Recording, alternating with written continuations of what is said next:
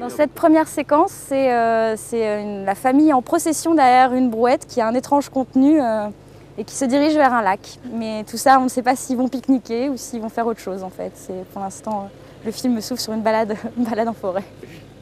Conte de Saint-Azur, désargenté, personnage totalement fantasque, totalement généreux. Et il pense qu'il va faire un gros coup de pognon parce qu'il a mis au point une nouvelle poudre à canon. Et il va faire le boulet qui tue, quoi. Le boulet qui va dévaster la flotte anglaise, car c'est l'unique problème de ce mec-là, c'est les Anglais.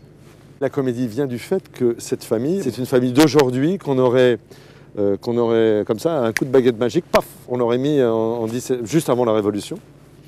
Et famille monoparentale, donc le père avec ses 3 filles, qui sont des personnages très typés comme ça, les 3. Penserez-vous à trouver les derniers libelles pour moi? Quoi? Ces commérages indignes sont la reine? Tu tiens donc à me voir embastillé? Oui. Non. Ben non. Allez, à bientôt mes filles.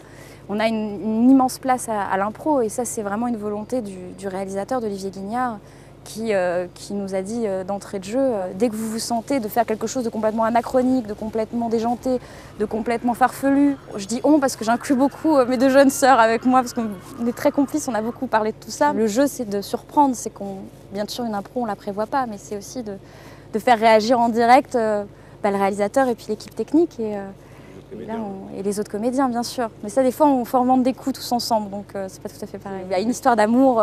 Mon personnage, on a une particulièrement très passionnelle avec le serrurier de la famille, ça ne s'invente pas. Leur histoire pourrait être très simple, mais elle devient très compliquée parce que lui fait perdre perpétuellement le sens de tout ce qu'elle veut faire, tout ce qu'elle veut dire. Elle n'arrive pas absolument pas à le mener par le bout du nez et finalement, on retrouve quelque chose de très moderne dans les couples, en fait. Et là, on se régale parce que là où ça peut être simple, tout devient très compliqué tout le temps.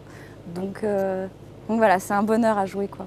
Il a une qualité, ce type-là, extraordinaire, c'est que même quand il est devant la pointe d'une épée et qu'il va mourir, parce que plusieurs fois dans le film on se dit c'est fini, il a une force de vie extraordinaire.